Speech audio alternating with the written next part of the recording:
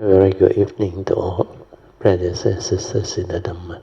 So today is the 9th April 2026. It's a Thursday class. So we will be continuing our sharing from this book, our Heart Sutra, second edition. We are at lesson 41, page 202. So as usual, we will have our physical puja. Let us compose our mind, develop the faith, saddha, virya, then mindfully we shall commence the puja chanting. Namo 本师释迦牟尼佛，南无本师释迦牟尼佛，南无本师释迦牟尼佛，南无观世音菩萨，南无观世音菩萨，南无观世音菩萨，南无阿弥陀佛。南无阿弥陀佛，南无阿弥陀佛，南无弥勒佛，南无弥勒佛，南无弥勒佛，南无药师佛，南无药师佛，南无药师佛，南无普贤菩萨，南无普贤菩萨，南无普贤菩萨，南无文殊菩萨。南无文殊菩萨，南无文殊菩萨，南无地藏王菩萨，南无地藏王菩萨，南无地藏王菩萨，南无准提菩萨，南无准提菩萨，南无准提菩萨，南无佛菩萨，南无佛菩萨，南无佛菩萨。อะระหังสัมมาสัมพุทโธภะคะวะพุทธังภะคะวันตังอะภิวาเทมิ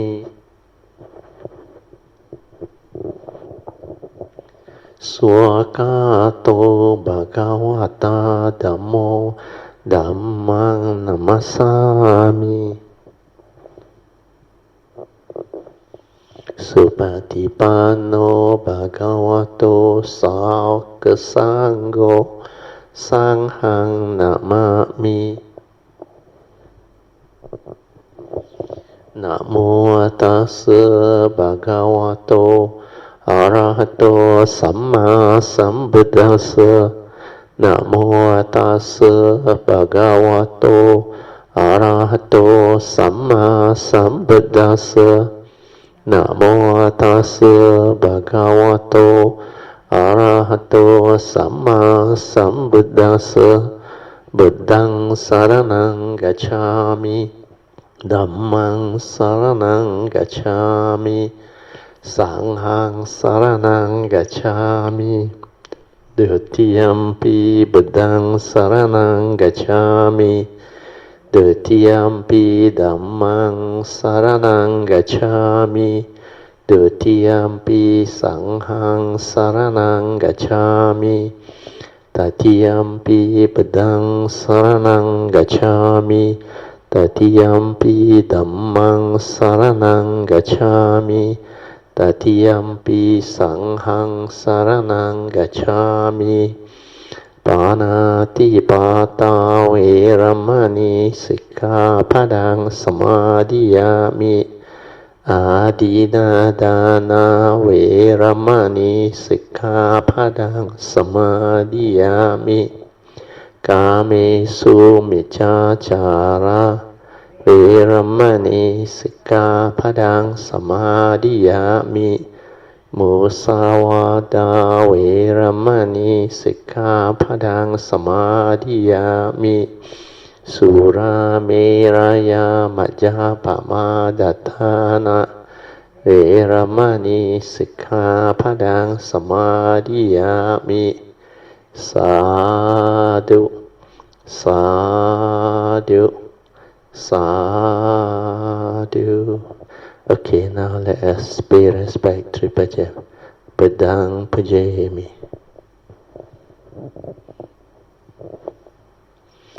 Dhammang Pujayami. Sanghang Pujayami. awareness-based meditation is very simple. It is to enable us to develop the stability of inner mindfulness or inner awareness. And we have to understand what is mindfulness or awareness. Mindfulness is an awareness before the knowing, before the arising of thought and the aggregates of mind. It's just the silent observation of what is going on within nature, within the moment.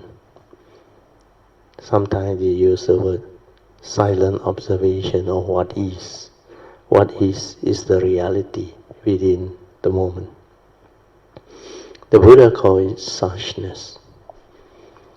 So to train your mind to be aware, then stabilizing it to be ever mindful is very easy when you understand. And always remember, the moment you are without thought, you are already with that true mind, their true nature, which is the pure awareness. So the moment you are without thought, you are already aware. You don't have to try to be aware. Where the trying is always by the thought. When thought is active, you can never be aware. Where you will be preoccupied with what your thought is telling you or creating. So without thought, you are that beautiful, tranquil and still mind. And that is your meditative mind, your true mind, your pure awareness nature. So just stay there. Don't try to know, don't try to do anything. But there are 4 supports that can help you develop this pure awareness nature within. The first one is just to relax body and mind. When you are completely relaxed, physically and mentally, without thought, then you are at ease. No stress, no tension, no worry, no anxiety, nothing. Without thought, you are beautiful, perfect. Just that tranquility of mind, the stillness of mind, the silent mind. So you can stay with that means after you relax body and mind at ease, stay with that pure awareness nature means maintain awareness. Whatever arises, aware, finish. It always arises within your 6 sense bases. Any of the sense door contact will trigger of thought activity. And you don't understand, you will be creating more and more thought, getting lost in thought, preoccupied with what the thought is telling you or doing. Or whenever sense experience arises upon contact, you perceive it and react to it through your views, opinion, conditioning and belief system. That's how you stir your mind. You create mental movement followed by mental activity. So the moment you perceive something, your memory, your conditioning, your belief system, everything, they will come and condition you into thought activity. So the movement of thought away from the true mind is what emotion is. So if you don't have awareness, the Dhamma, the understanding, then you will be deceived by what your thought is telling you. All your perception before you become enlightened will be wrong perception. Because the egoic mind creates the sakkayaditthi, or what we call personality, the ego. When you have this wrong thought or wrong view with regards to the 5 aggregate of form and mind, not knowing that it is not real, then you will cling onto it, grasp onto it whole and do it, believing that that is what you are. You are the human being. You are the five aggregate of form and mind. Everything you arise through this five aggregate is like belongs to you and real.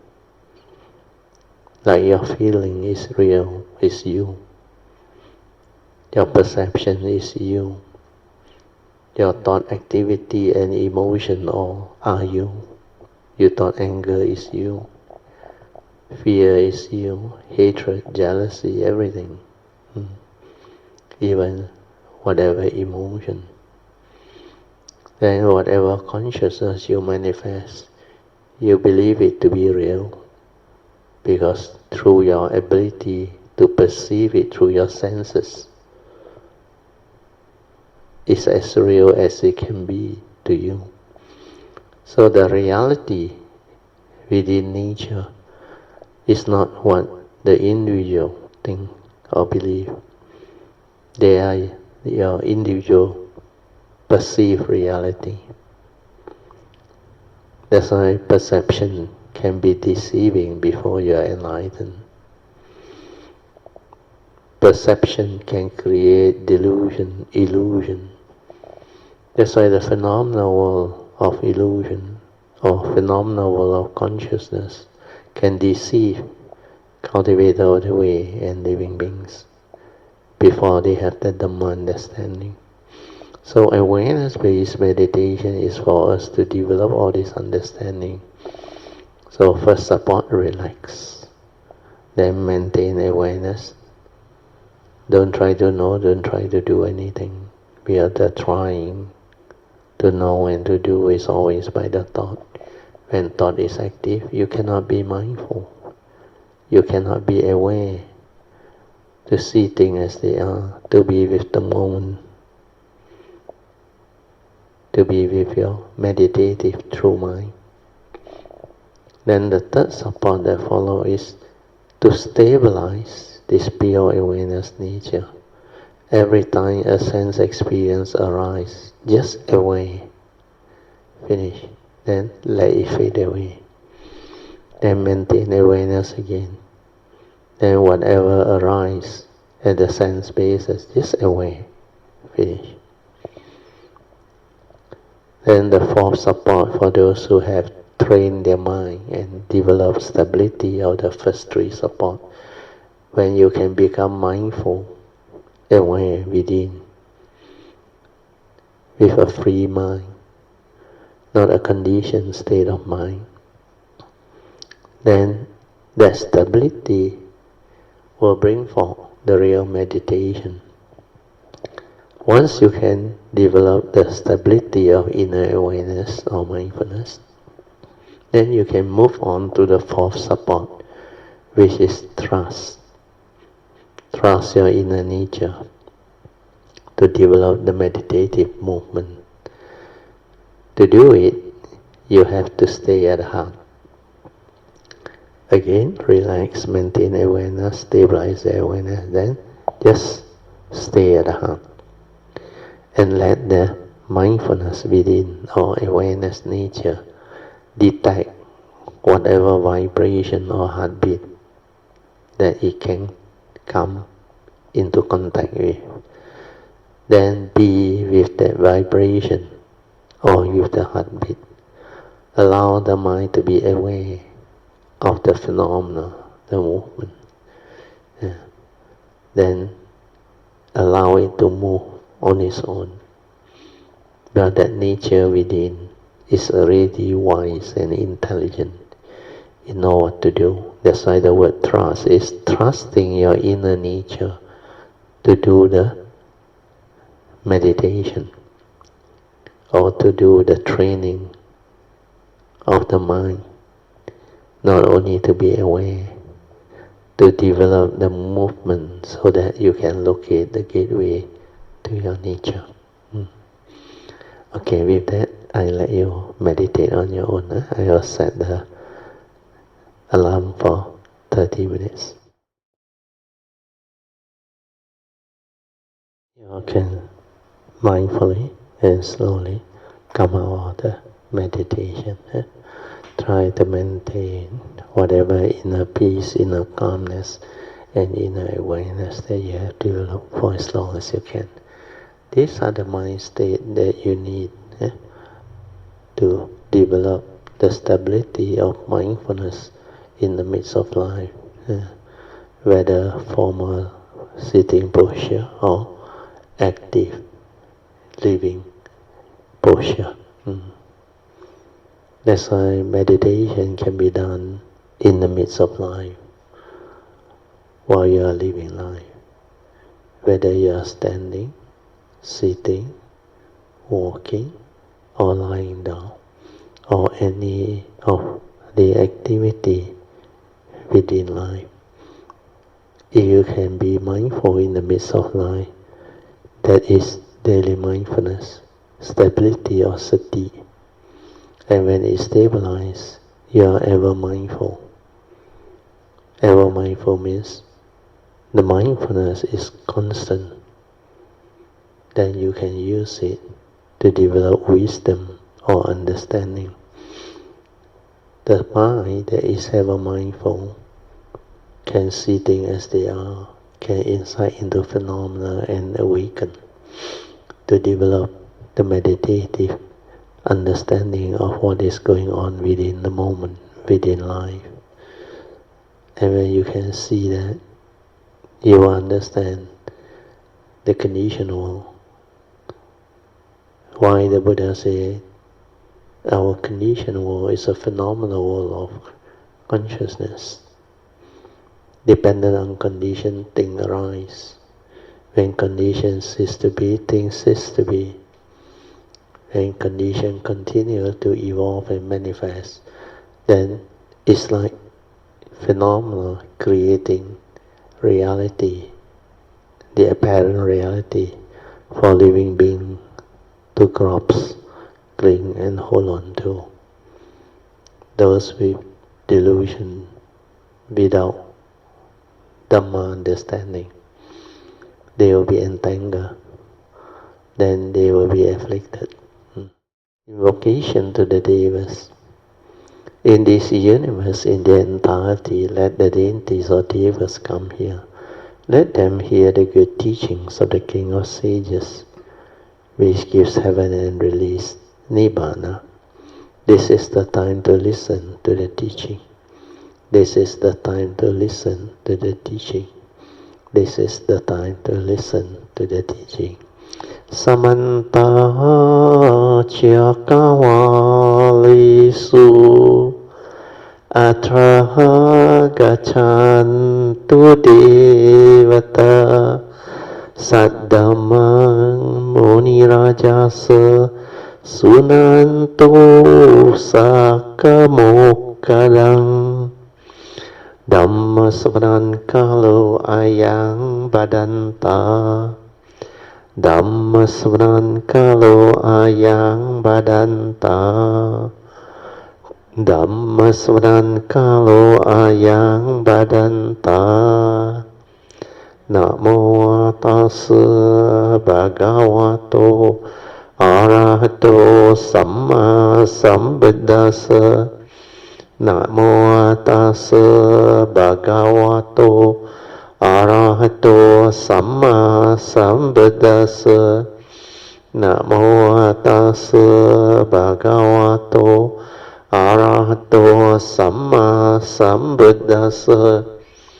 Iti Piso Bhagava Arahang Samma Sambuddho Vijacarana Sampanno Sugato Lokavido Anuttaro Purisa Dhamma Sarti Satta Deva Manusanang Buddho Bhagavati Swakato Bhagavata Dhammo Sanditiko Akaliko Ehipaseko Opanayiko Pachyatang Veditabo Vinohiti Supatipanno bhagavato sāvaka sangho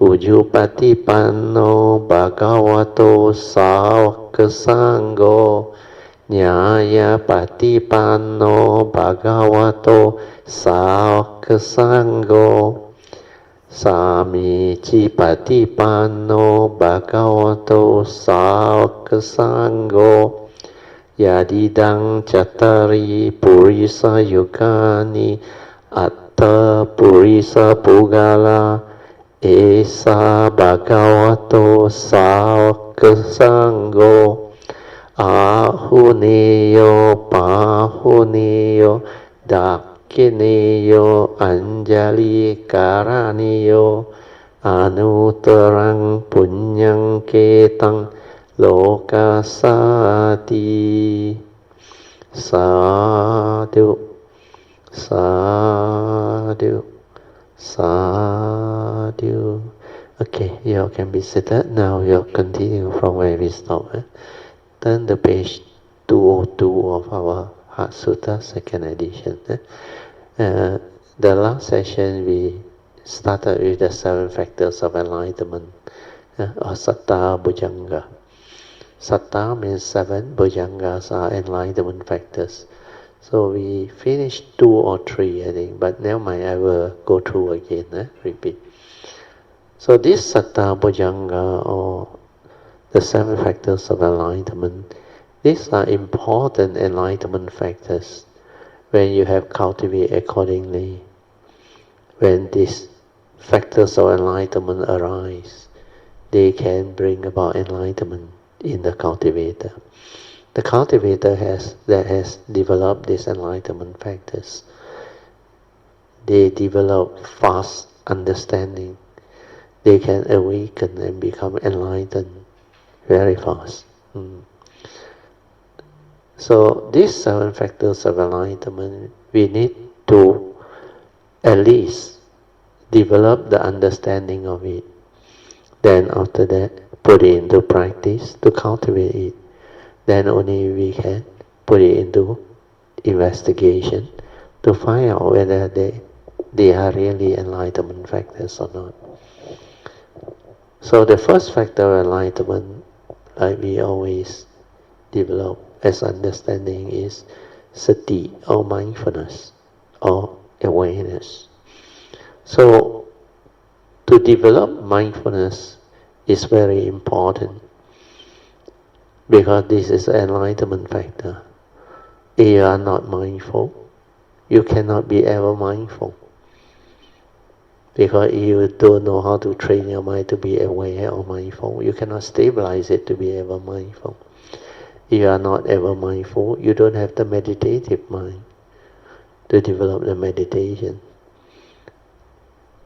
And because of that, you cannot be heedful. But heedfulness is having these 2 important mind states, as defined by the Buddha under Dhammapada verse 23.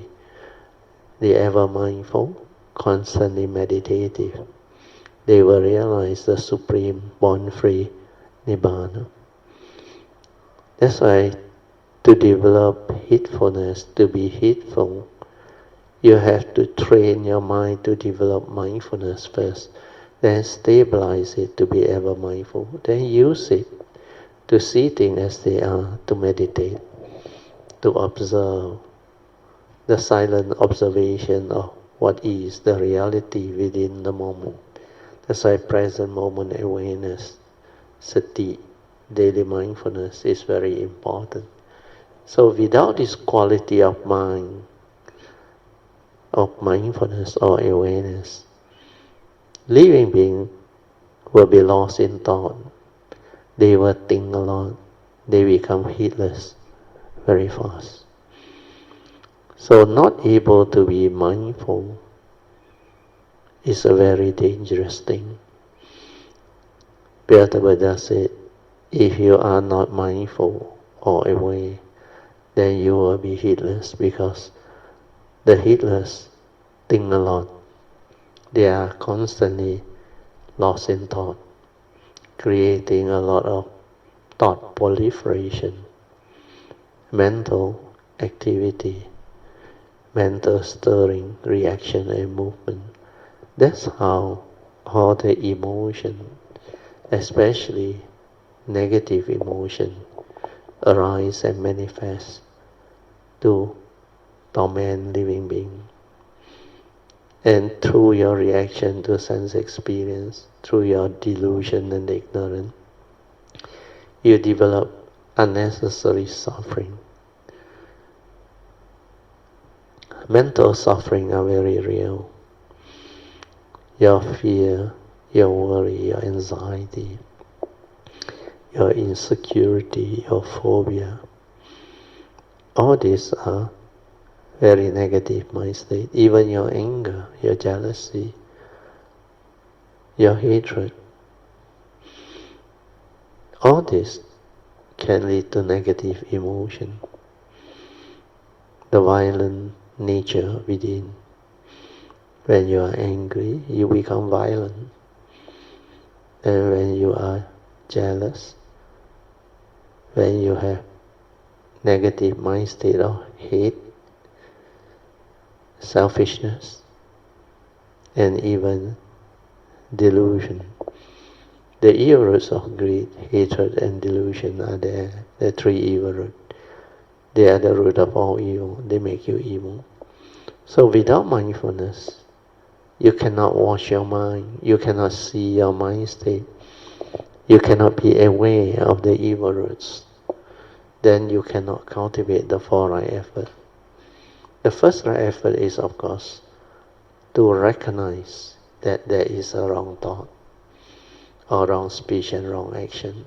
Means the evil roots of greed, hatred and delusion are there. You are not mindful, you are not aware, then how can you see it? Then how can you cultivate the first right effort to abandon the wrong thought, wrong action and wrong speech that has a reason? No way.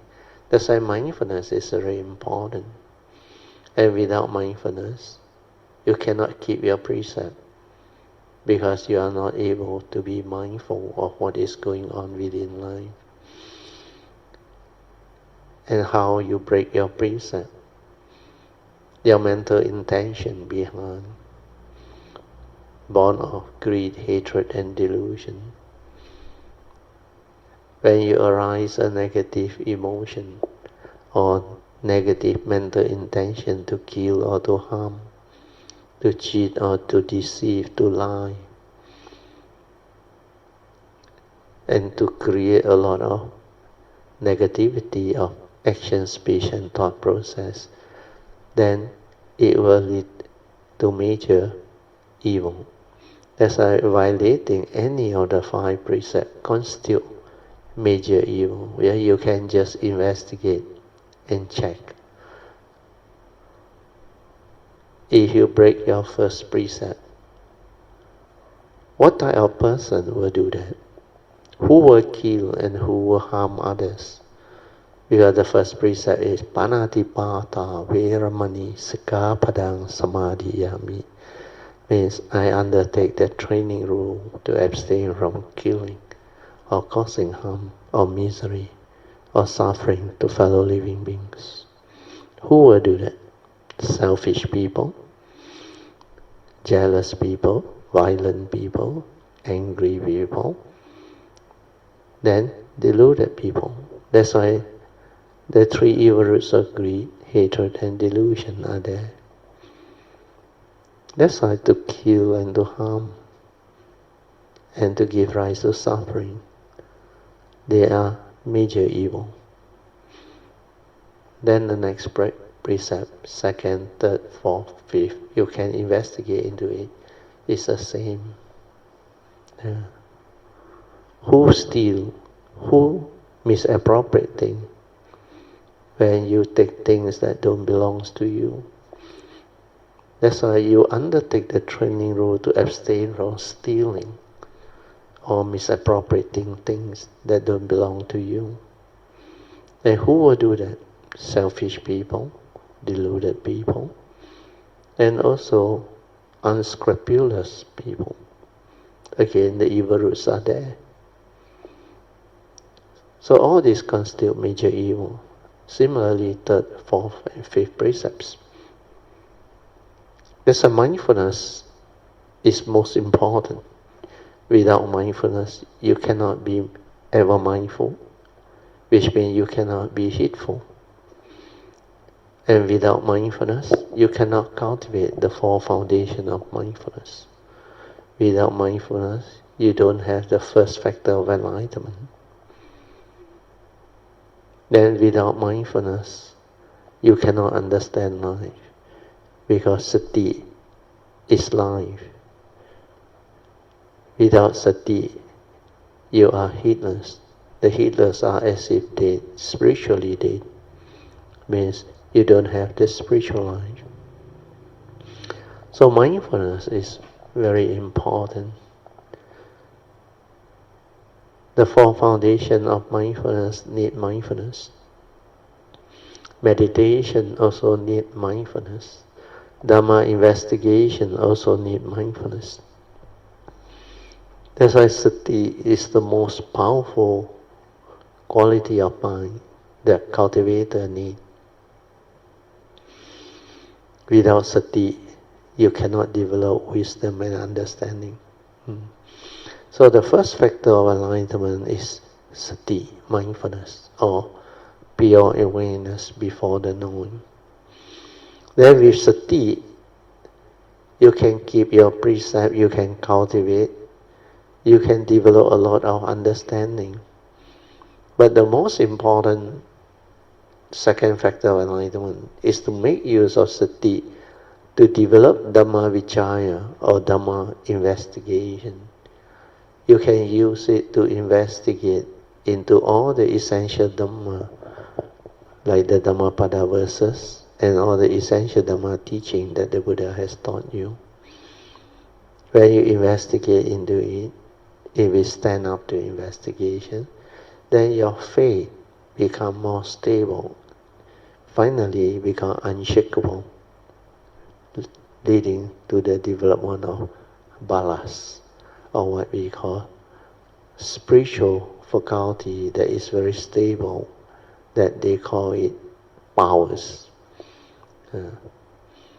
So when you have that faith developed through Dhamma investigation, take for example, you investigate into Dhammapada verse 1 and 2, the twin verse.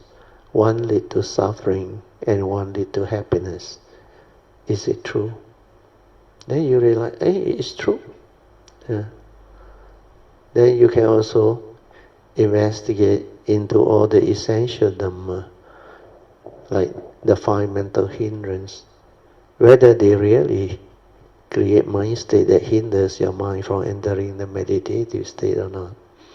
Then the spiritual faculty, like the enlightenment factor, they can counter the mental hindrance, bring about progress in cultivation and enlightenment.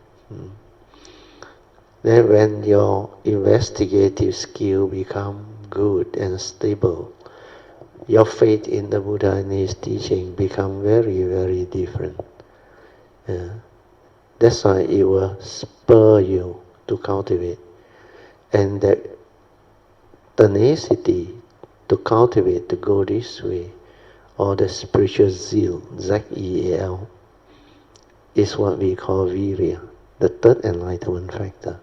And when virya is there, it will spur you to develop the spiritual zeal and tenacity to cultivate this Buddha's teaching or Buddha Dhamma. Then when you start the cultivation, the first thing you do is to develop sati. Once sati stabilizes, you will experience the fourth enlightenment factor, which is piti.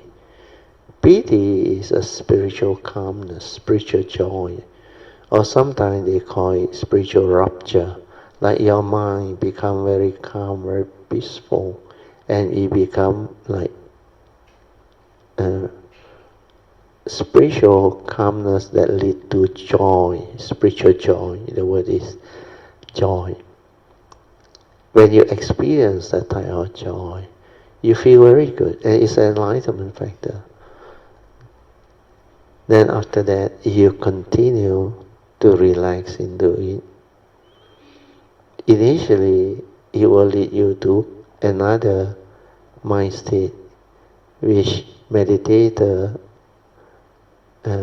meditator will experience. The Buddha called it Sukhang, but Sukhang is not an enlightenment factor. It's a blissful state of mind. From joy, it moves on to a more refined state that leads to blissful experience. The mind becomes like full of Sukhang, blissful, very blissful.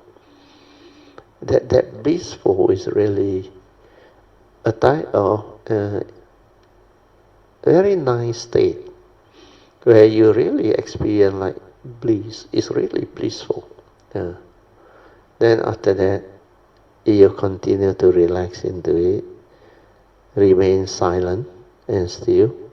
Then this mind will become very quiet, very still, and you will enter sati.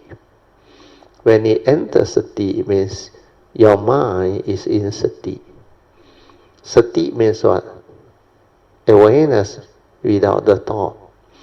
So when you are able to be in that state, you will experience the true mind, the silent mind, the tranquility and stillness of mind. And that is the fifth factor of enlightenment, passaddhi. So passaddhi is tranquility of mind, stillness of mind, your silent mind without thought. Mind that is already trained. Initially, it can still move or stir because of latent tendency, or what we call anusaya, which are not rooted out as yet. So passaddhi is a beautiful meditative mind state. It is actually your true mind. Ability to develop mindfulness until it becomes very quiet and very still, until that whole mindfulness becomes continuous, and that mindfulness that is continuous is the true mind, the meditative mind that meditator realizes.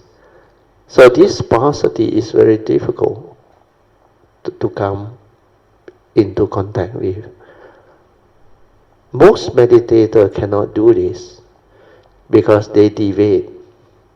Instead of just relax, maintaining awareness to experience the tranquility and stillness of mind without thought, which is a natural state, they develop one-pointedness of mind, or they focus, concentrate and develop energy field, and they move into jhanic state of mind, or they do psychic meditation, samatha. Then they start to develop all the what they call very powerful mind state, or very special mind state, as if it can make them like famous or special, unique. So a lot of people tend to develop that because they attach and cling to all this mind state, thinking that these are special meditative ability that other people cannot do. And they associate with those with progress and enlightenment, not knowing that these are all samatha, thought-based meditation. They are not awareness-based. They cannot lead to the tranquility of mind, the stillness of mind, leading to the realization of the true mind. That's why if you don't have the understanding, don't have a proper guide or a teacher, you will miss this passaddhi. You will go into concentration. You develop all the jhanic factors, then the jhanas, the four form jhana and the four formless jhana. In Maya, they call it the Si Chan Pa Ting. Then from passaddhi you can do it. Once you stabilize this tranquility of mind, stillness of mind, the true mind, until it's very stable, unwavering, collected, then it becomes samadhi.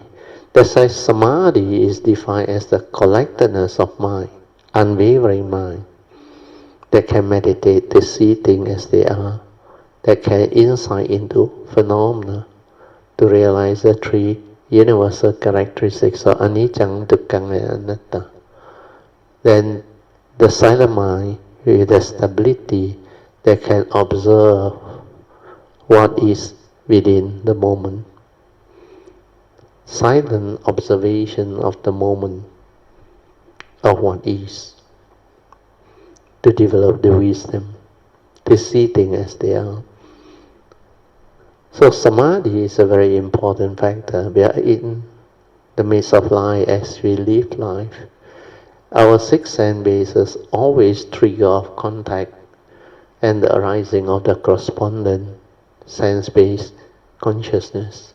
Then from there, the mundane mind that is full of views, opinion, conditioning, knowledge and belief system, they will react and stir and create the delusion within. Especially sakkayaditthi, self-delusion, hence entangling the cultivator or the living beings. So this delusion, not easy to overcome. That's why you must train your mind until passaddhi arises and stabilize it to have samadhi initially. When samadhi is there, because it's collected and unwavering, at the moment of sense experience, because it's collected and unwavering, it does not stir. That's why it can observe silent within, to understand what is going on, to see things as they are, thereby developing the wisdom. Then you can understand the essential Dhamma, the teaching of the Buddha very clearly, especially the Four Noble Truths, the three turnings of the Four Noble Truths, the Paticca Samuppada, and all the thought activity and movement as taught in the essential Dhamma.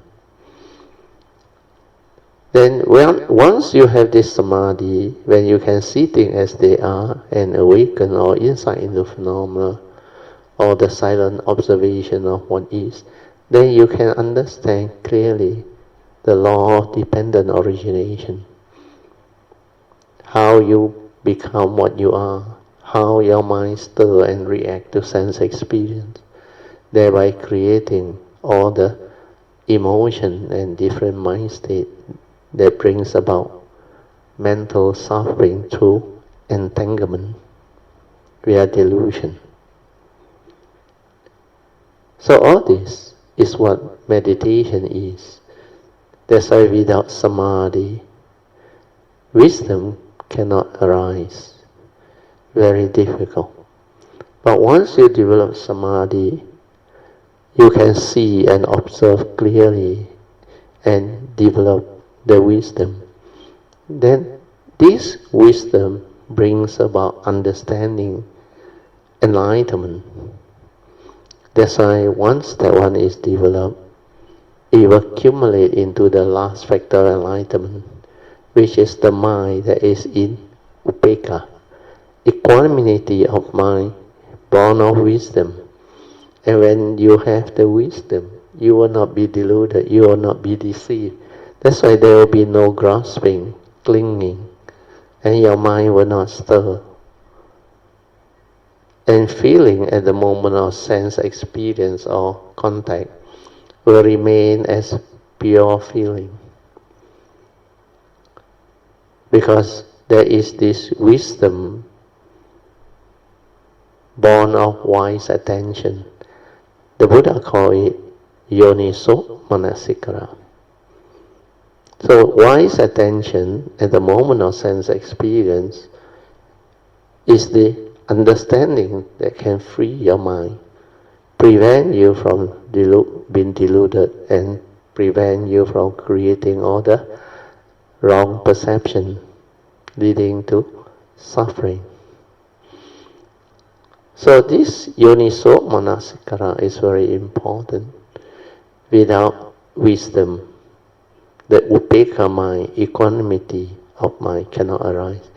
And this seventh or last factor of enlightenment, born of wisdom, is the real enlightenment factor. That's why when you have that wisdom, initially we call it the initial wisdom. Yoniso manasikara is initial wisdom. Then as you contemplate, reflect, it stabilizes and it becomes very clear. When it becomes very clear, all the habitual tendency, all the what they call delusion created by wrong perception cease to be. Means the phenomenal world of consciousness and form fail to have power over you, fail to deceive you, fail to create illusion in you. You then can see things as they are, can be at peace with all situations in life. That's why this understanding is very important. Okay, so the last part of the seven-factor enlightenment is, I say, instead of feeling alone, remaining as pure feeling, your perception also same. No more wrong perception, because the moment you perceive that yoniso manasikara, born of your initial wisdom and actual wisdom, will arise, then your sankhara and consciousness, they will not be able to deceive you, to bring about entanglement, attachment, craving and clinging. You will see the empty nature of existence, unreality of form and mind. That's why you can see things as they are. You can understand the unreality of form. Then you can see beyond form. Similarly, mind. You have to learn to see mind, mundane mind's manifestation, and to realize the true mind. Then when you understand the mundane mind, the true mind, you see clearly the big difference between the two. The true mind is the unconditioned. No duality, no word, no concept, nothing. Whereas the mundane mind is full of thought activity, full of words, concept, ideology, emotion and all these things. So once you see the mundane mind exhibiting the aggregates, exhibiting the three universal characteristics of impermanent, suffering state and empty nature or non-self, then you realize the unreality of mind. Then you can see beyond mind. When you can see beyond form, beyond thought, or beyond the mundane thinking, the mundane mind, then you see our nature, which is the same for all living beings. That's why ability to realize your true mind is your ability to see your true nature within. And that true nature is the same for all humanity. Yeah. So this is the understanding that you can develop. And I read on, you will understand further. For the Arahants, there are five aggregates of form and mind, which is Rupa, Vedana, Sanya and Sankhara. They are pure aggregates, means non-grasping, we are without ignorance and delusion already. So it is because of their wisdom that had enabled them to root out the 10 fetters that bind them to samsara, to constant birth and death. Then their mind cannot get into entanglement or trouble anymore, because the Arahants are without delusion or no longer deluded. Understand the non-self and anatta nature of all form and mind, then there will be no more delusion. That's why you have to insight into phenomena to awaken to the three universal characteristics of anicca, dukkha, and anatta. So when you awaken to that, then you got no more delusion, because you understand that the condition is dependent, originating, condition arising, cause of phenomena, no reality. Ikam and ego is not a permanent, unchanging entity, is non-self, empty. Then it cannot condition your suffering. And this is how enlightenment comes to be. Then there's another famous saying by people who has the Dhamma or enlightenment. They are so clear within. That's why they say, when your grasping arises, when you grasp onto something, hold onto something, want to own and possess something, you cease to have the enlightenment thought. Yeah. So this sentence is very powerful. It's very useful for cultivator. But don't get it wrong. The meaning is very deep. When your grasping arises means you have delusion instead of wisdom. Then you grasp onto things, you hold onto things, you want to own things, possess things. And that can lead to suffering, born of delusion. But when there is no grasping or craving, then you can live life. So the meaning here is, you can have things, but don't attach. You can love, but don't attach, like your loved ones and other things, like good food. You can eat when there is condition, like the Buddha. During his time, he was invited to the palace, the wealthy people, even like Ananda Pinika. And even the very wealthy lay people, when he attended their invitation, he eat, and they are served with good food too. So don't be deluded that if you are a cultivator, you cannot take good food or those delicious and nice food. People will say, you still have craving. No. When there is condition for you to have, why not? That's why in the training, the Buddha defined the two types of people. One is beyond training, aseka. The other one is still under training, the seka.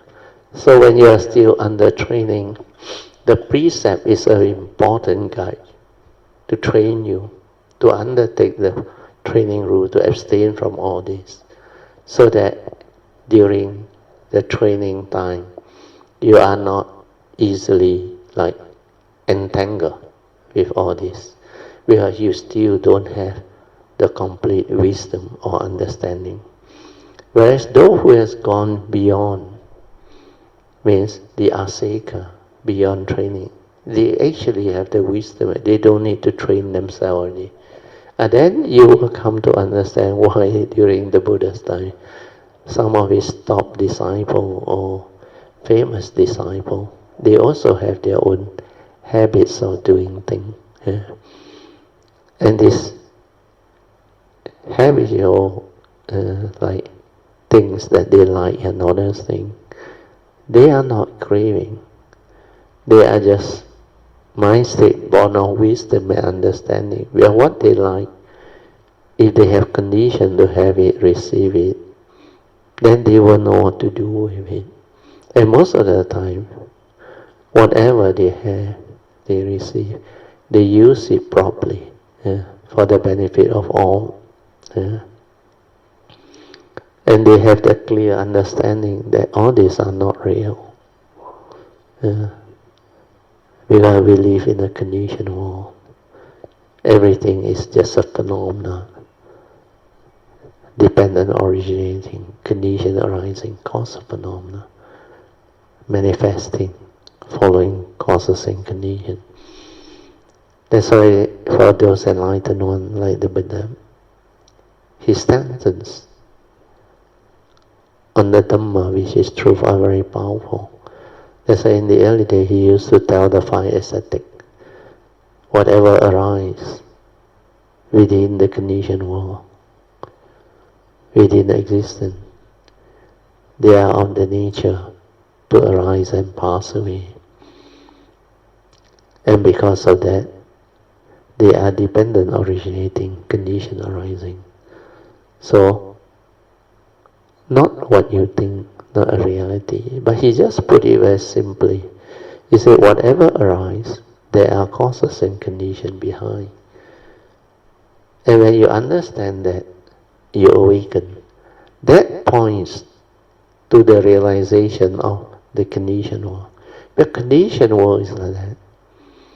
Everything is dependent originating, condition arising, cause of phenomena.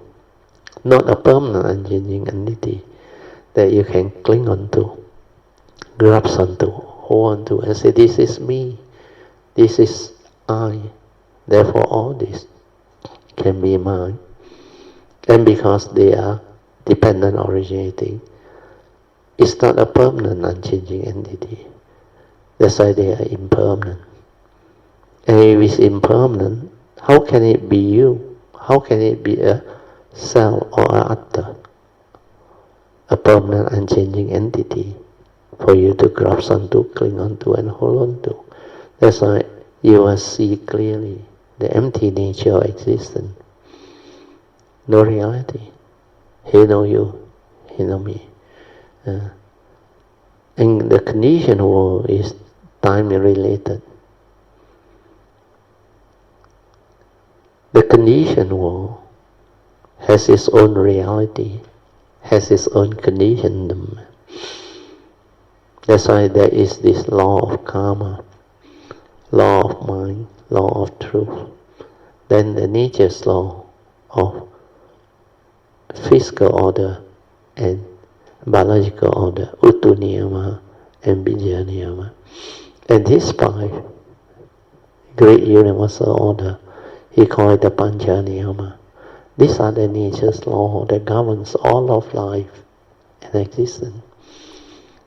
And whoever who can have the ability to grasp this law, especially the three spiritual law, they become very different. They have the wisdom and they can become enlightened beings, noble ones. That's why without the Dhamma understanding, you cannot understand life. You will be totally entangled with life. Okay, then I read on. I repeat the last sharing, the sentence. When your grasping arises, always remember this. When you try to hold on to something, grasp onto something, cling onto something, attach to your loved one, your prized possession, your whatever, you will suffer.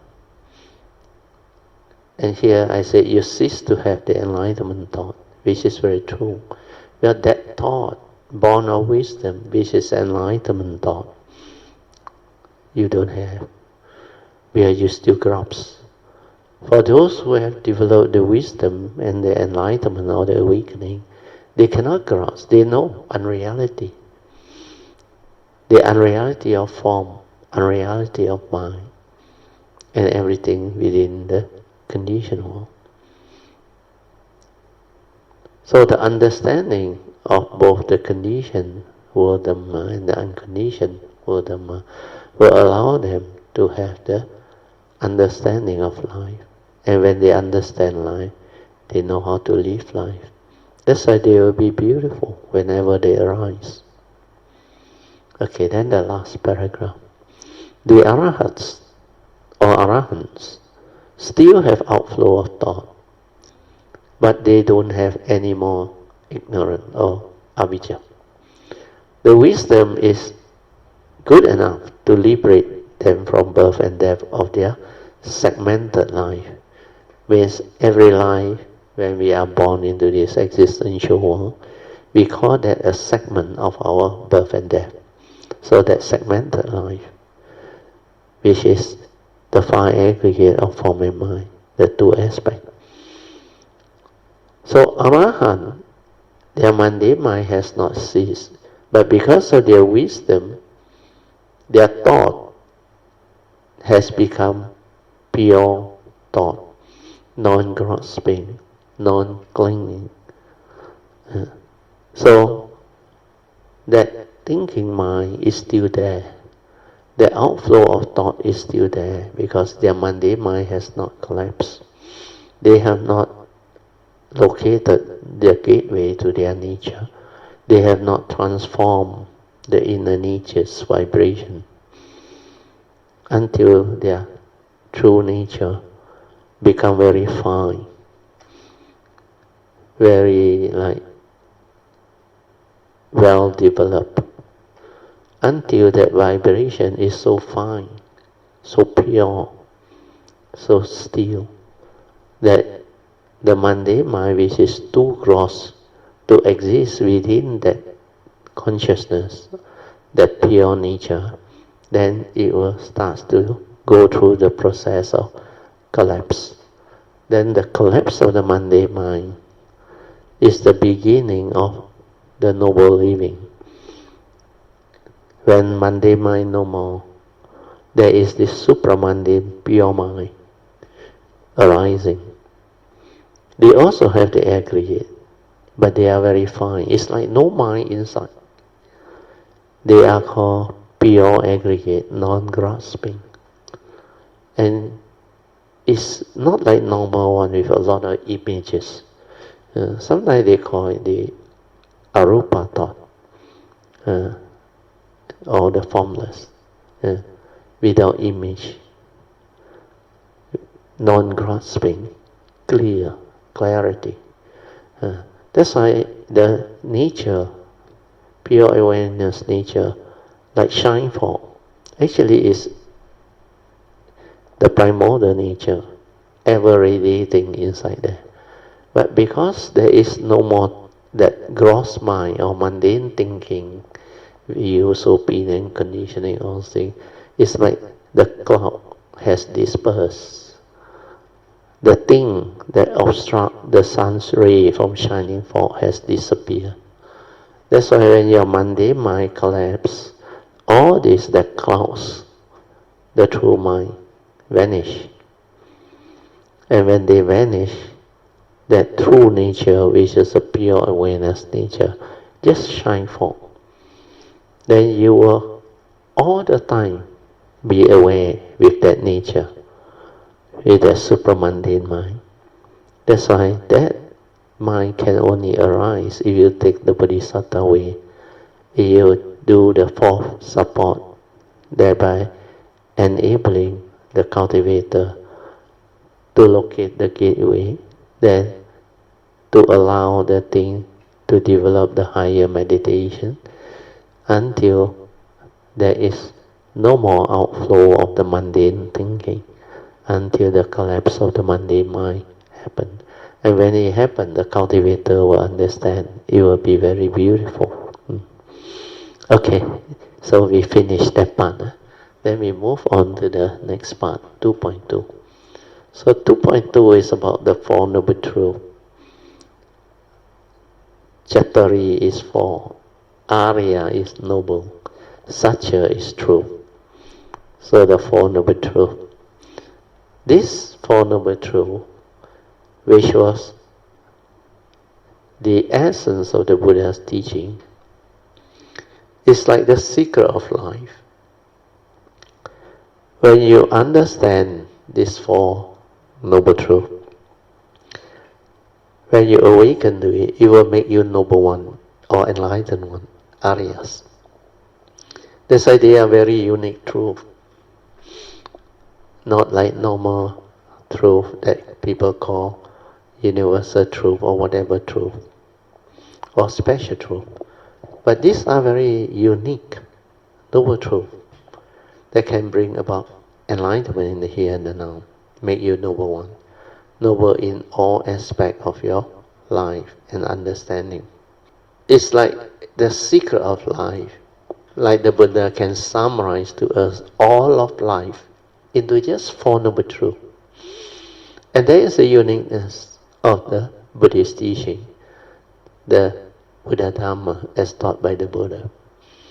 So according to the Buddha, he said all of life, both mundane and supramundane, can be summarized under the Four Noble Truths. Then if you want to cultivate it, you have to turn it 3 times each truth. That's why they call it the 3 turnings of the Four Noble Truths. Each and every of the turning can bring about one type of wisdom.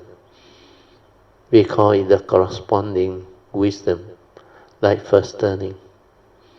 First turning is about listening to the teaching, proclamation of the teaching by the Buddha, or explain the teaching of the Buddha by an enlightened being or somebody who have the understanding. So when they are able to proclaim them, then it can trigger off the first turning wisdom, which the Buddha calls Suttamaya Panya, means wisdom born of hearing the sutta or the discourse of the Buddha. Yeah. Then after that you turn it for the second time, whereby you are given the pointers to reflect, contemplate and inquire into the Four Noble Truths that the Buddha has proclaimed. Once you reflect, contemplate and inquire deep into it, following the guideline given by him, then you develop another type of wisdom which he called Chintamaya Panya, wisdom born of constant contemplation, reflection and inquiry. And when you do this, you stabilize your understanding. Yeah, the first turning wisdom is normally not so stable, not so powerful. But most of those cultivators who has cultivated before in the past, first turning wisdom is possible and is quite common. During the Buddha's time, a lot of his disciples, through listening, they awaken. That's why they are called Savaka, sound hearer. They hear the sound, the proclamation, and they awaken to the truth. Then when you start to contemplate, reflect, and inquire, then you stabilize your understanding. And when you stabilize them, it will bring forth another type of wisdom, which they call Chintamaya Panya, second turning wisdom. Then you move on to the third turning. The third turning, the Buddha mentioned that there is another type of wisdom born of the meditative training or Bhavana Maya Panya. So you need to meditate for the development of the third turning wisdom. You have to follow the teaching, how to develop it, including the cultivation that leads to the cultivation of the Four Noble Truths, 3 turning, Noble Eightfold Path, 7 factors of enlightenment, all the essential Dhamma.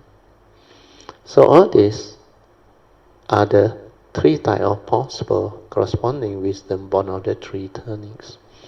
So now coming back to explain why this Four Noble Truth is so unique. Why is it called the secret of life, the essence of the Buddha's teaching?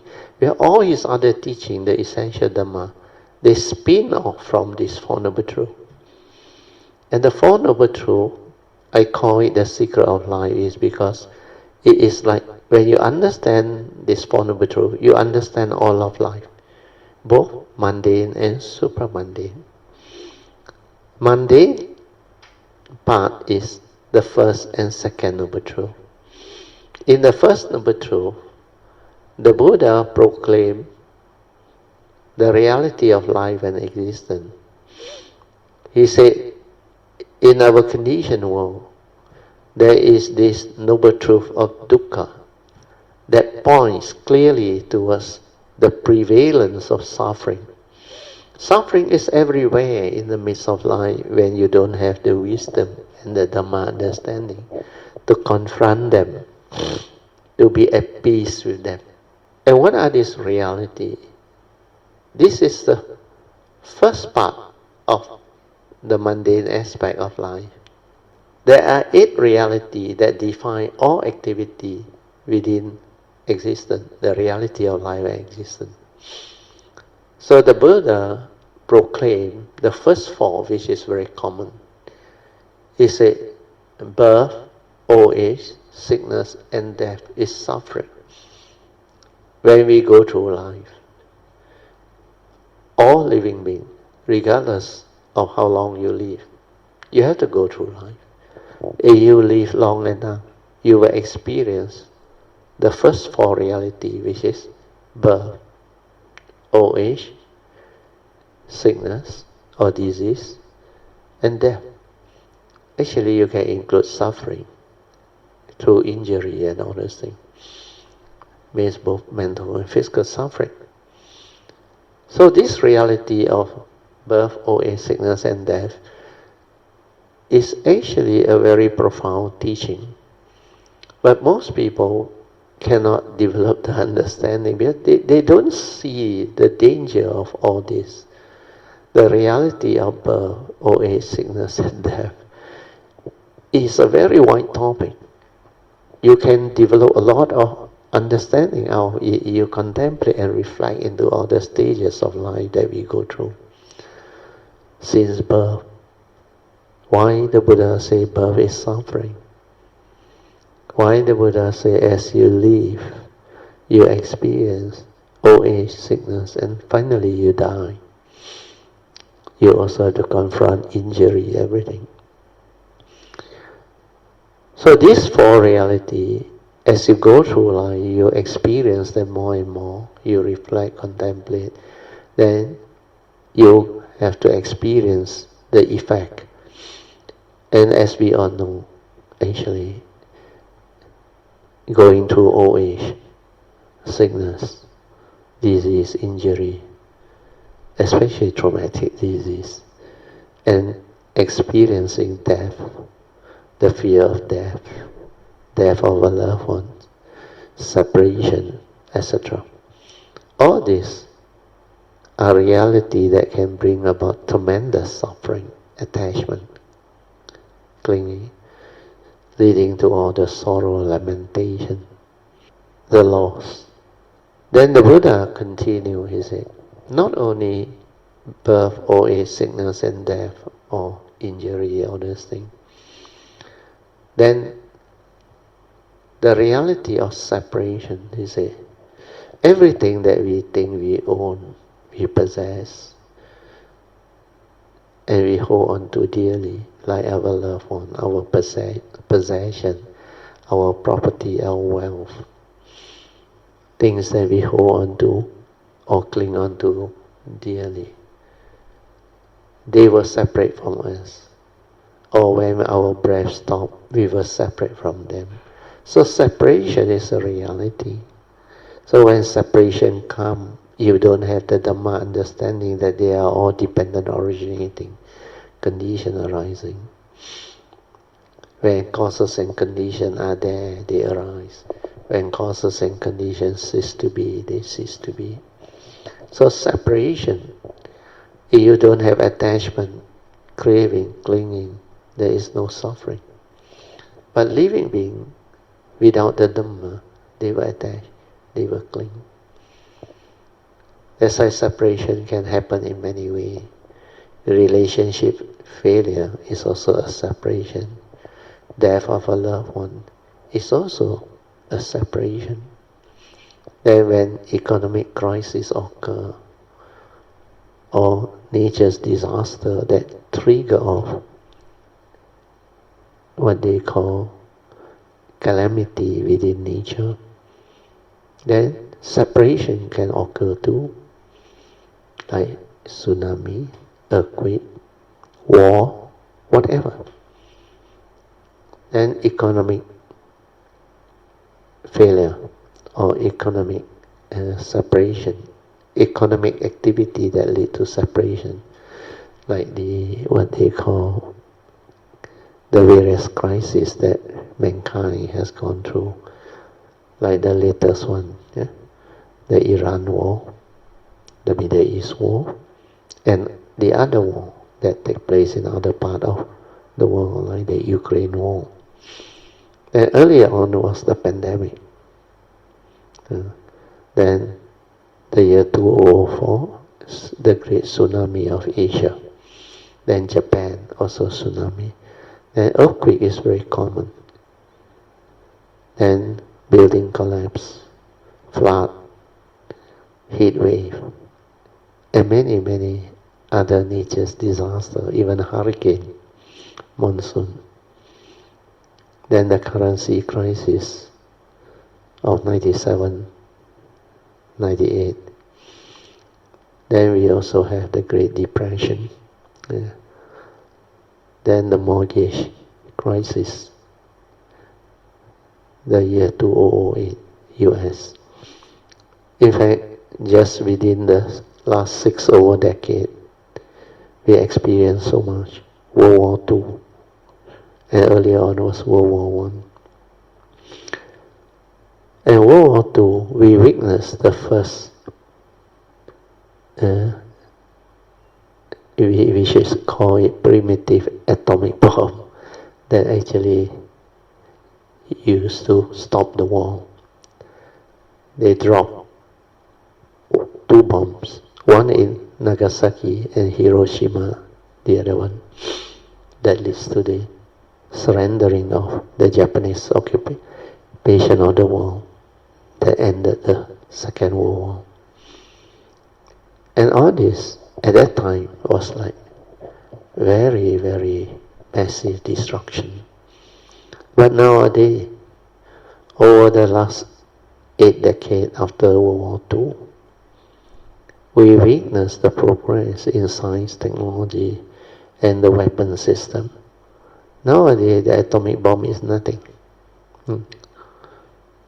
Actually, technology has evolved so fast that we are witnessing very different scenario of how modern warfare has been fought. Yeah.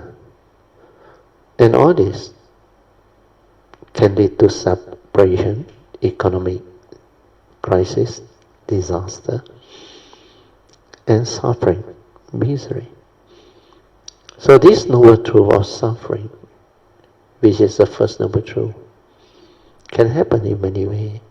Sometimes separation can be due to nature's disaster or death of a loved one because of kidnap, accident, nature's death, or traumatic disease that brings about death. Then nowadays a lot of very traumatic nature's disaster, war, riots, and many ideological warfare. Then sometimes trade wars and all these things, they are becoming more and more common. Yeah. That's why suffering is a reality. Then the next one is like the 6th one. When you are with people whom you don't like, it will lead to suffering. Then when you cannot get what you want, it can also lead to suffering. When expectations in life are not met, it can also lead to suffering. So we have with us the first 7 that covers almost everything. Because when it comes to birth, or the reality that is related to birth, if it's a normal birth, then well and good. There may be joy and happiness. But if there's complication, there can be a lot of suffering. Then whatever that arises after birth is what? With birth come old age, sickness and death, injury, suffering, misery. Of course, life is part and parcel of it. Then when it comes to old age, sickness and death, we always associate with health problem. So health problem is a very major issue. Then separation can also be due to relationship problem. When your relationship fail, it will lead to separation, like divorce, or maybe forced separation due to war or whatever, or due to economic crisis or nature's calamity. Then there is also career problem. Career problem is also related to life. When you cannot get what you want, expectation not met, are mainly related to career. Then there is also what they call the reality of going through life. The education system, the competitive nature of our society's outlook. Then because of the evils of greed, hatred and delusion, it can bring about a lot of selfish and unscrupulous thought activity that can bring about conflict, argument, misunderstanding, even war, leading to all the suffering, misery, disaster, etc. Then finally the Buddha summarized the rest under the eighth reality. He said, in short, all this suffering comes about through our delusion, sakayaditi, that condition living beings to grasp and cling on to our five aggregate of form and mind. The two aspects that he calls suffering or dukkha, upadana khandas, grasping aggregate. When you are deluded, you don't have the wisdom, you cannot see the dependent originating manifestation of the conditioned world, and you cannot understand the universal characteristic within all phenomena within the conditioned world is anicca, dukkha, anatta, universal characteristic. Then you suffer. Then you cannot see the unreality of existence and life. That's why suffering always arises when there is lack of wisdom and understanding of the Dhamma. So the reality of life and existence is prevalence of suffering when you don't have the Dhamma understanding. But this reality is part of life, the reality of life. Then the Buddha continued with the second noble truth, which is samudaya, the cause of its arising of all suffering. And the cause is usually defined as craving. Craving caused by sakayaditi, self-delusion. When you have craving, you have suffering. Why? Because of craving, you have attachment, you grasp, you cling, you want to own, you want to possess. Deludedly, you cling onto things, grasp onto things, hold onto things. Then when separation comes, you suffer. When you cannot get what you want, you suffer. That's why craving leads to attachment, clinging, grasping, possessiveness, all the other negativity of mind state, including fear, worry, anxiety, sorrow and lamentation. And these are the cause of arising of suffering. So when you know the cause behind suffering, and you know what suffering is, the first noble truth and the second noble truth, then at least you have the understanding to manage your life. When you know the cause, then you can do something about it. When you see the prevalence of suffering through the eighth reality, then you can develop the understanding when they arise. That's why this noble truth or dukkha or suffering under the first turning is to be understood. If you cannot understand them, then suffering will be the result. Means you suffer without knowing that these are reality that can lead to suffering. And you suffer because you don't have the understanding of what craving, born of sakayaditi is, attachment or thing. So at least when you understand the cause and the reality, the first and second noble truth, which are mundane reality, then you can manage your life better. You can do something about it. And that is the beginning of cultivation, Dhamma understanding. Then you study the teaching. That's why under the teaching, the essential Dhamma, the Buddha said, there are three phases of Dhamma. First is pariyatti, which is the learning of the teaching. So when you learn, you know the cause and the prevalence of suffering. Then you know how to attend to it and manage it. So this understanding is very important. The first two noble truths, when you can develop the understanding of the mundane reality of life and existence and the cause behind their arising, then you can reverse it through wisdom, retrospectively bring about its cessation or ending. Then after you have learned the teaching, the Buddha moved on to the second phase of Dhamma. After that, you must put it into practice. You must develop the understanding of it through cultivation, which he called patipati. So if you cultivate, it can lead to first, second and third in wisdom. Then when you realize them, it can bring about what they call transformation of mind. Then it can bring about liberation, enlightenment in the here and now. Then suffering need not be easy. When you have the wisdom, you are not deluded, not deceived. You will no longer attach, cling and grasp. Craving cease to be. That's why you don't suffer anymore. So when you can do that, you can move on to the third phase of Dhamma, which is called Pativeda. Pativeda is the third phase of Dhamma. Means you get to live the life of the enlightened being, or noble one.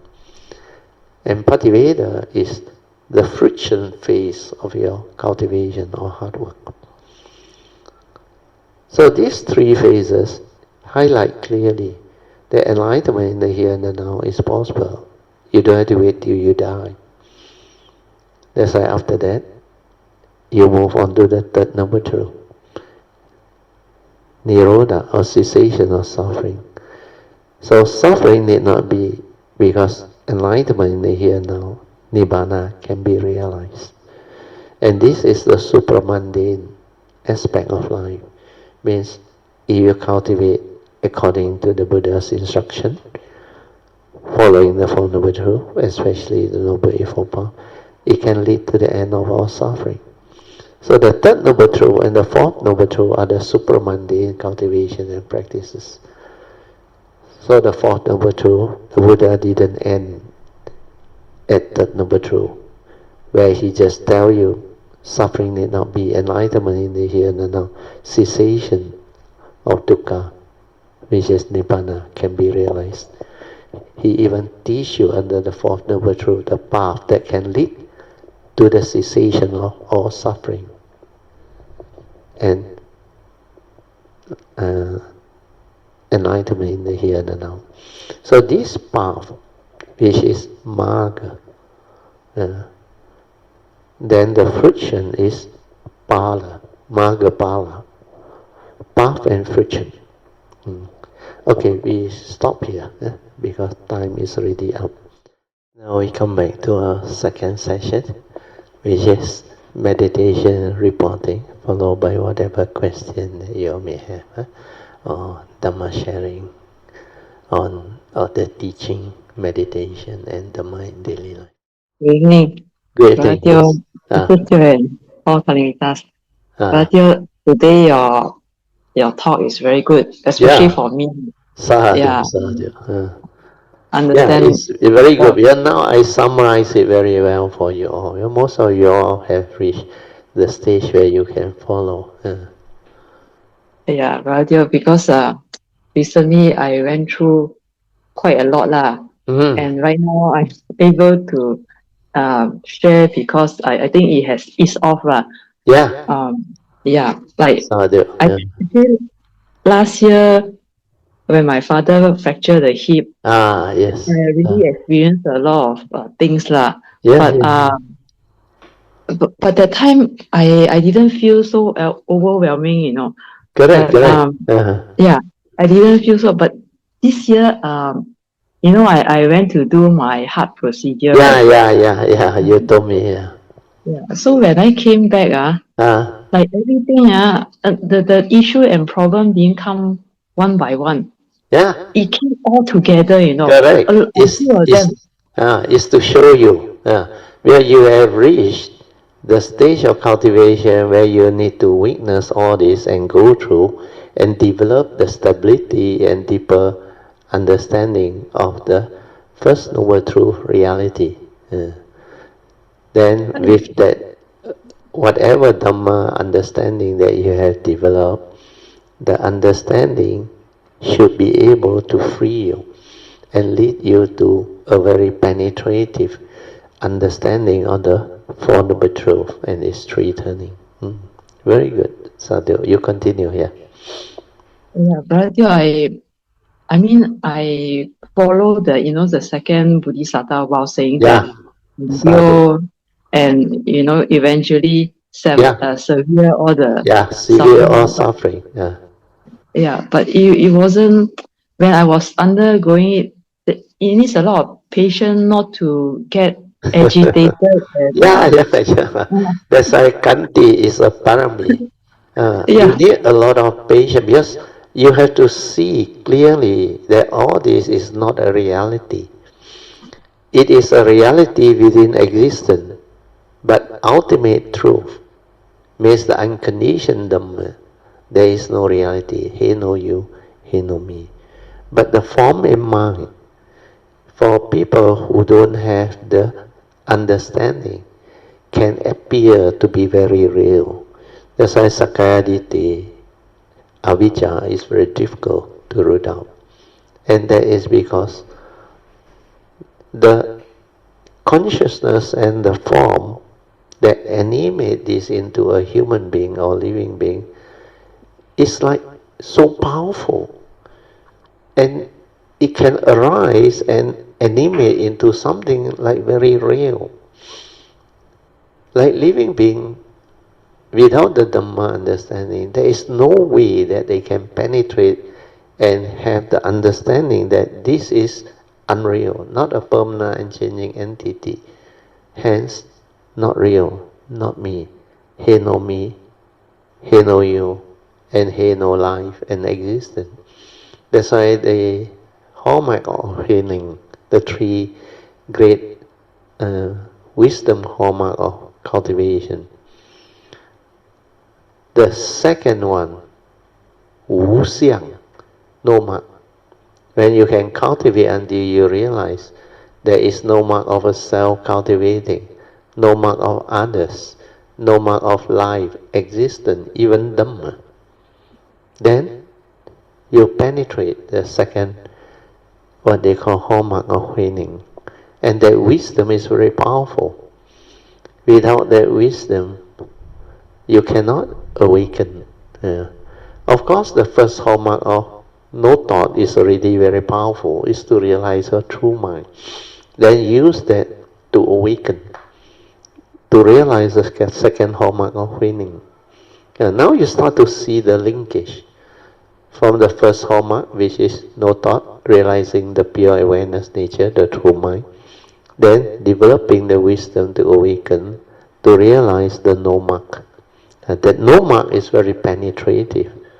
It will see everything, dependent, originating, condition, arising, causal phenomena, the empty nature of existence, universal characteristics, everything will manifest. Then after that, the final stage is for living. you go through the third hallmark, which is no dwelling. The mind that doesn't have the mundane mind to attach, to cling, and to grasp, and to dwell, means the pure wisdom, the pure awareness nature that bring forth the supramundane mind to allow that cultivator to live the third phase of Dhamma, Pativeda. And that phase is the most beautiful part of life.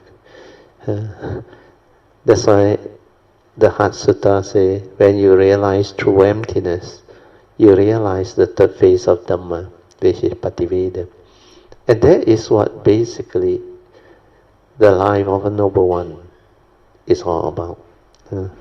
Very good. Sadhu, you bring about the condition for me to link and explain and express all this understanding together.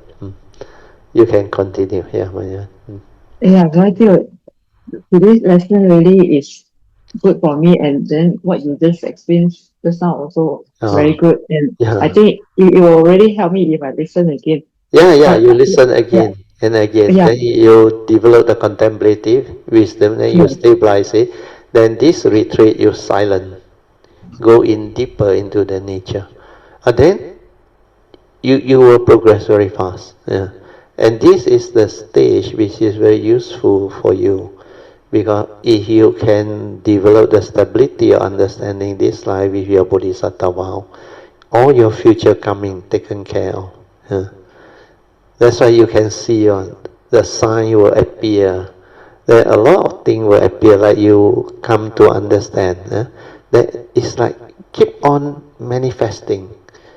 Keep on letting you develop the deeper understanding. And this is not chance. Not something like accident or what. No, it's the cultivation is like that. When the time comes, things will arise, things will manifest. Then causes and conditions will unfold. That's why I say to you all, I hinted to you last night.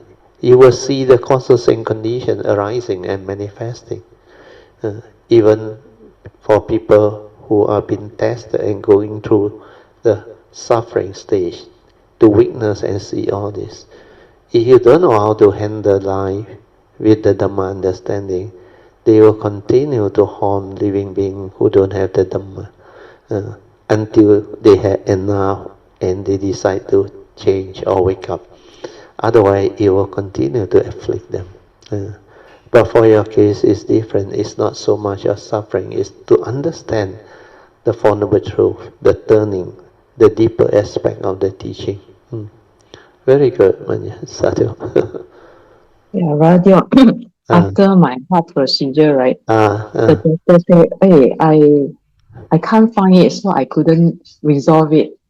So when she told me that, when I was still inside the surgical room, the first negative thought came out was, that's bad. I was a bit down when she said that.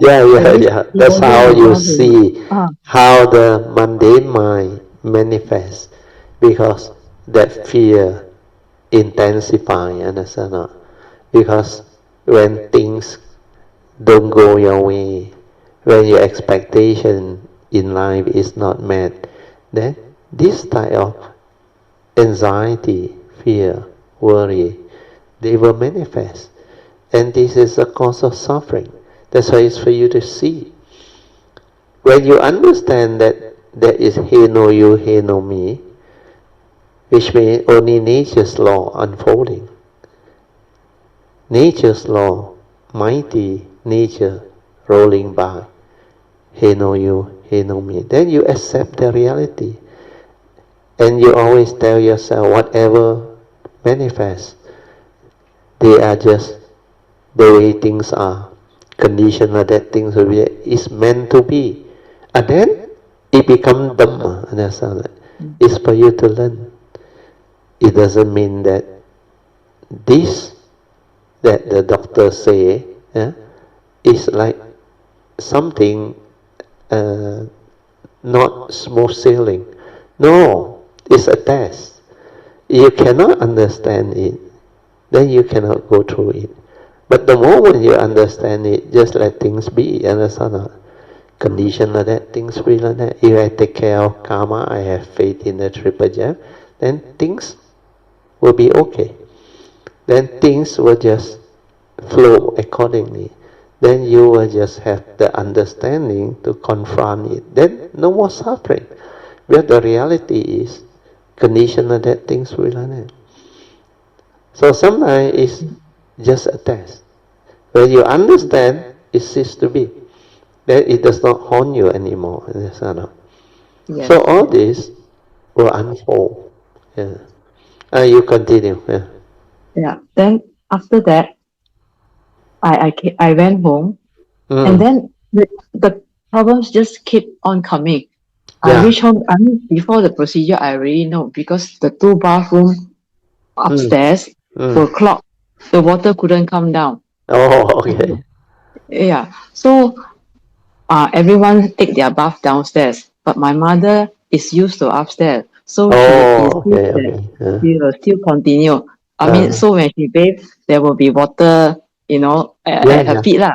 So she will need to tolerate it lah.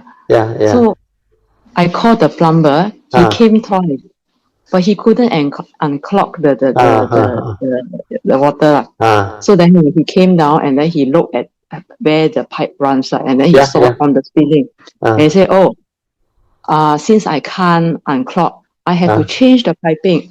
He just had to actually open up the band there.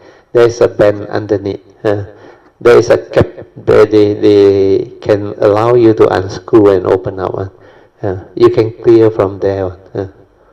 But the best is to change the pipe. The time that he said, that means the whole house will be so messy. And my father is sleeping down there, just next to underneath that portion where the pipe runs. Won't be messy, quite fast.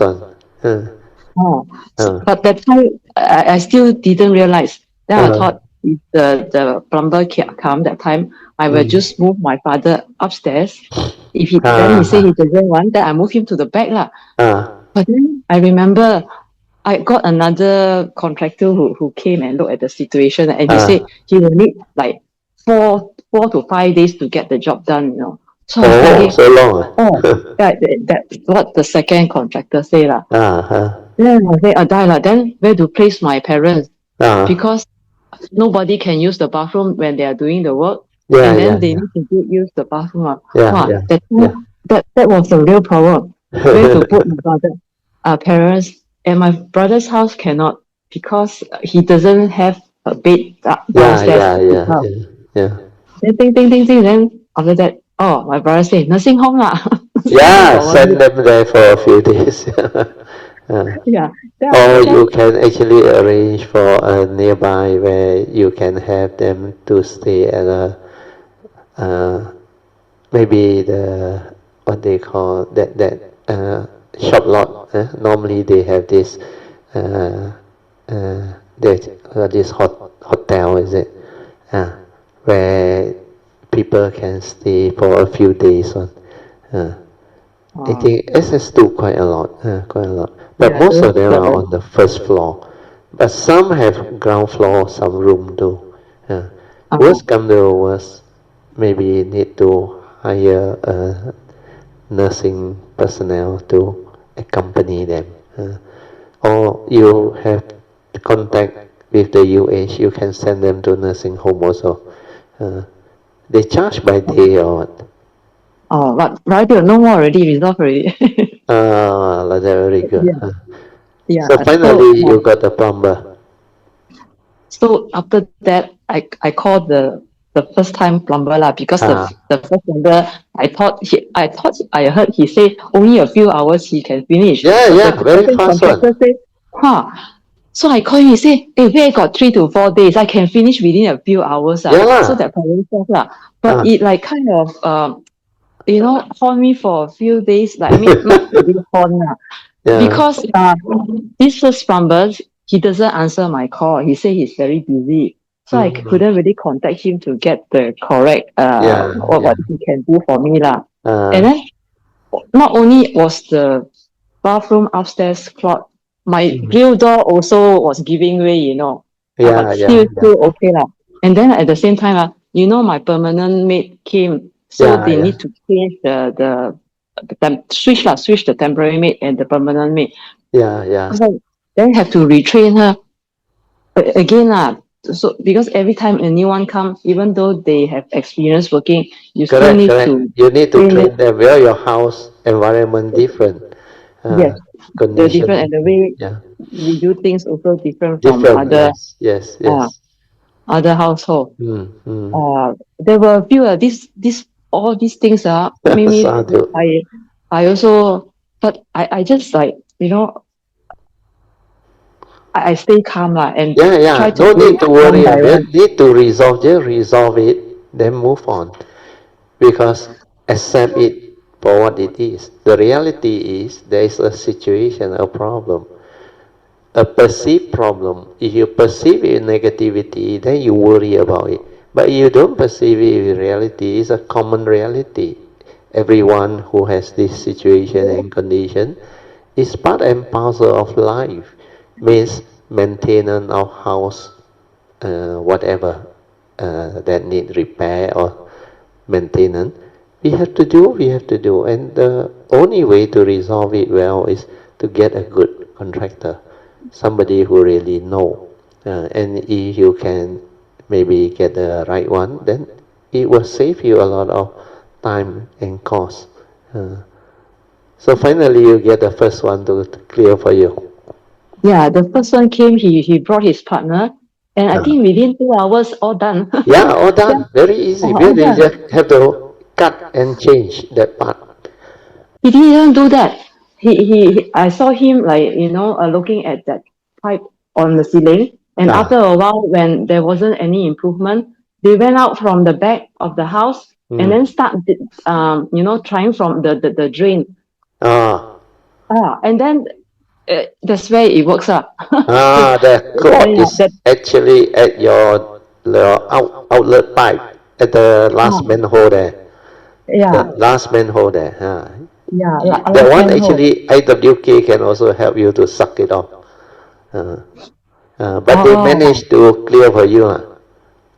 Clear, and he was overjoyed also, I can see on this. Yeah. Because they are experienced contractor. Then they get them to do these are quite common problem that good plumber should know how to do. They can clear for you. Got one more issue. This one got so many issues. Suddenly my mother's tenant call and say, "Hey, the roof leaking. You better come and see."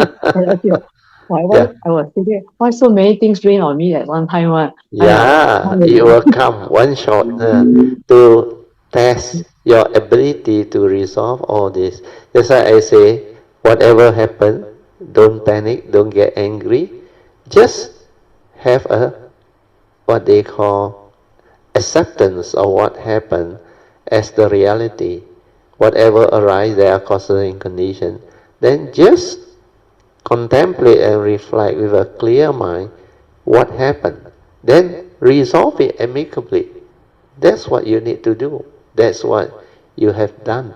So with that, you accumulate understanding and experience. Then next time you know how to attend to whatever situation that arises. That's why you need to contact people, check with people, and get maybe advice from people who have the contact with good contractor. Then just call them up, or for what you have done, you manage to get your own, which is easier, can resolve it easily. Because I always keep a list of those who are good in certain things. Even my wife also knows. Now I got a very reliable electrician, so he can clear this for me. Then I also got a water supply contractor, pumps and all those things, water pipe, all those things. Then leaking one also. So you need to have all this. Then they can resolve for you. Early on, I told you all my house water tank up there. The old tank, they actually built of brickwork. Then because of the weight and the age of the building, that leak was a hairline leak, very fine. So very difficult to deal. Then finally, I have to develop the understanding. I get 2 contractors to come and check. Then the contractor actually not bad. One of them told me maybe you have to do some testing and to find out where the leak is. So that one also take a few days, but I managed to get the water supply going.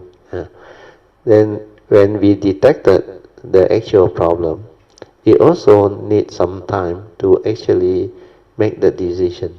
So the decision was, I was advised to hack the tank, which I also feel is the correct thing to do, because everywhere check already, The piping also I shut off.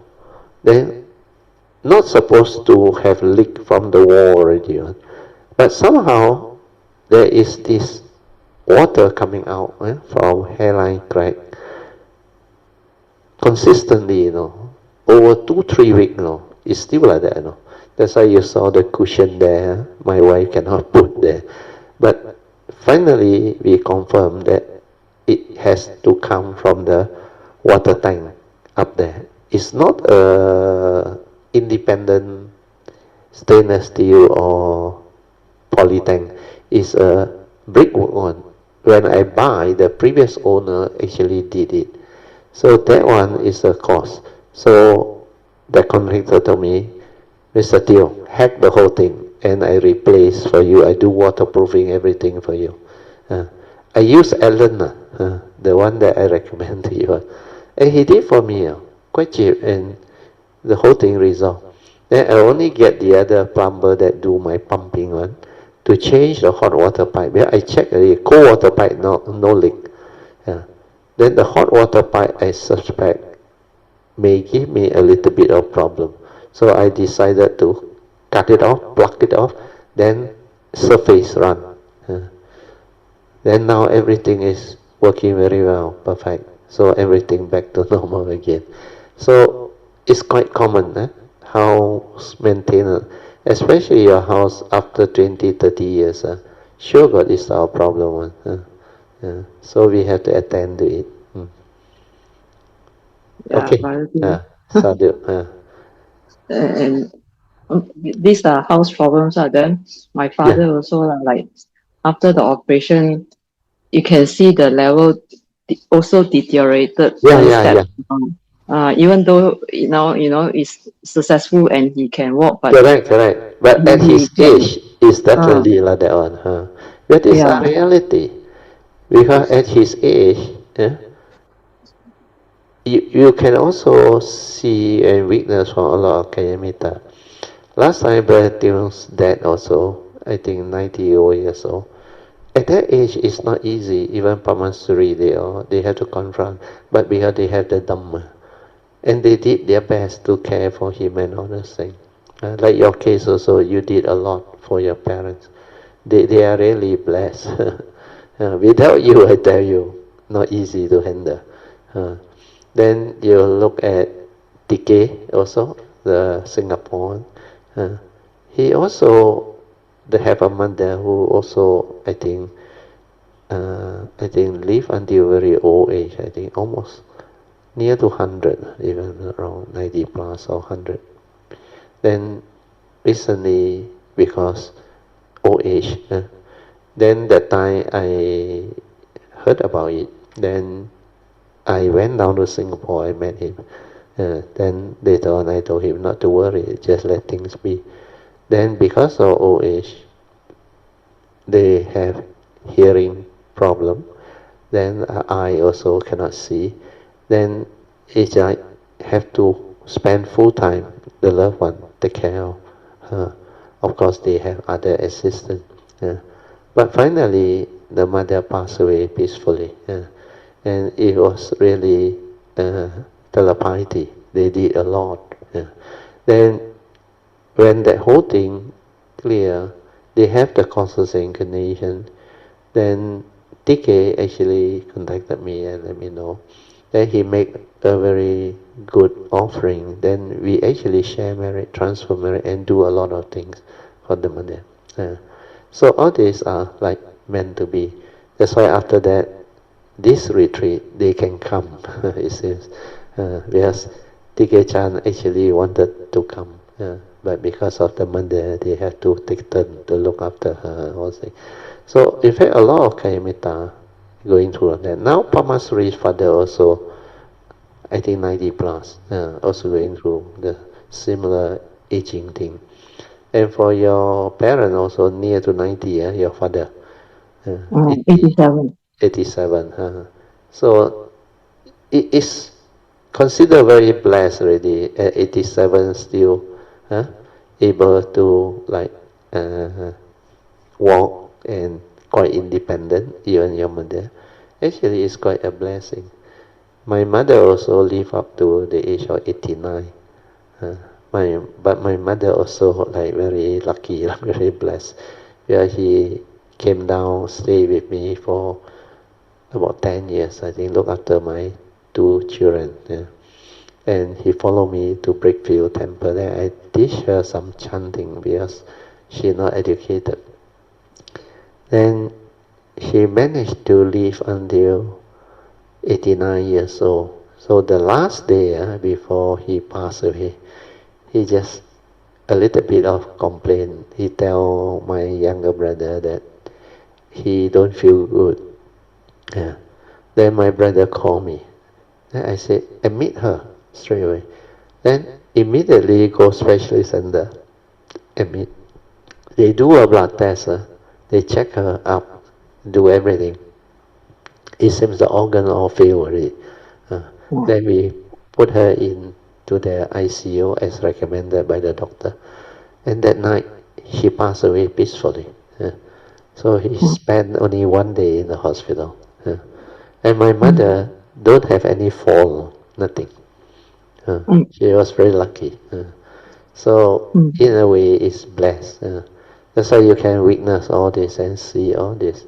And it's for us to learn. That's why I learned quite a lot of things from my father and my mother too. My father warned me, he said, before 80, make sure you take care of your legs. He said, well, his legs started to give problem when he was near to 80.